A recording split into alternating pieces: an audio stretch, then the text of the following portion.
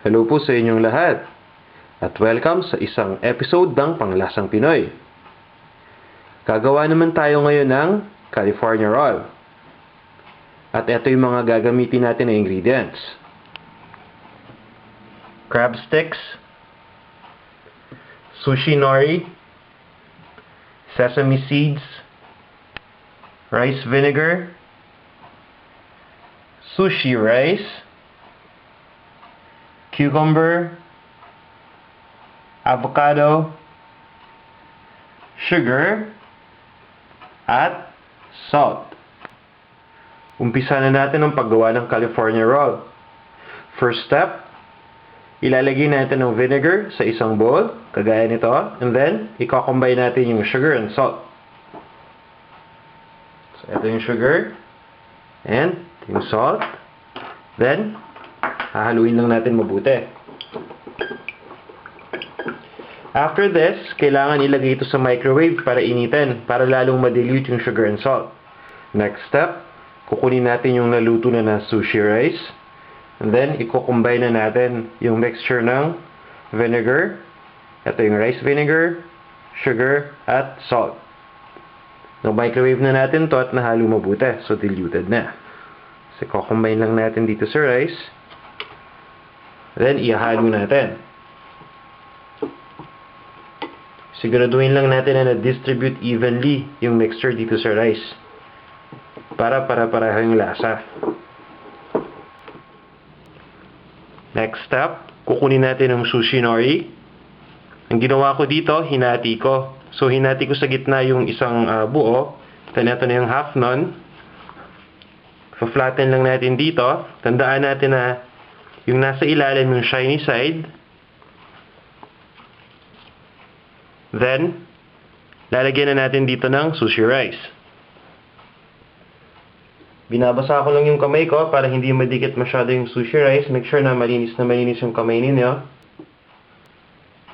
Then, ilalagay natin dito sa taas ng nori.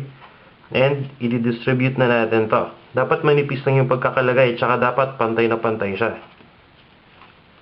After nating ma-flatten dito yung rice, sa sushi nori, kukunin lang natin yung sesame seeds and lalagyan natin to.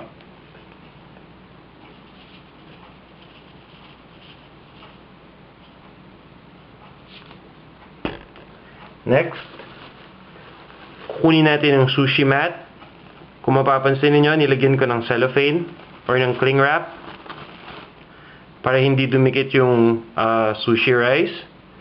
Then, ang next natin na gagawin, tatanggalin natin yung sushi rice dito na may nori.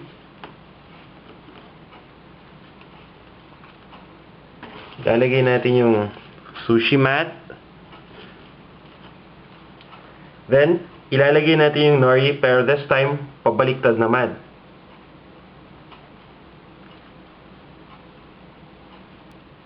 Next, kukunin na natin yung crab sticks and iaayos na natin dito sa taas ng nori. Ilalagay natin yung cucumber sa gilid and yung avocado sa taas.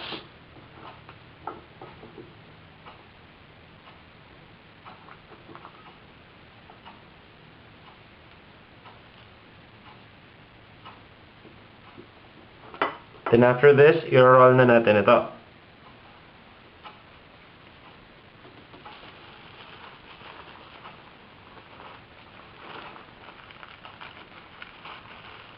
Halfway muna yung kailangan natin pag-roll. Press ng konti, and then, i-roll na natin tuluyan. Press ulit.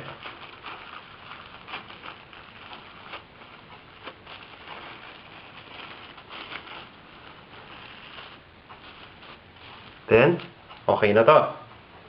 So, ang gagawin ko dito, i-roll ko lang lahat hanggang sa matapos ko at maubos lahat ng mga ingredients dito. And then, we'll proceed to the next step. After kong ma-roll na lahat, ang next step natin, na-trim ko lang yung edges nito, no? So, hihiwain na natin to. Ang paghiway dito, umpisa natin sa gitna. Dapat napakatulis ng kutsilyo ninyo.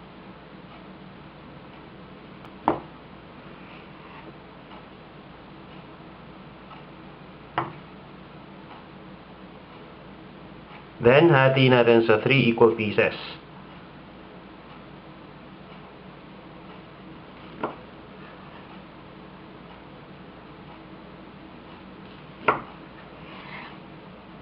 Yun. After this, lalagay lang natin ito sa plate. Then, serve na natin. Para sa exact measurements ng mga ingredients, bumisita lang kayo sa panlasangpinoy.com.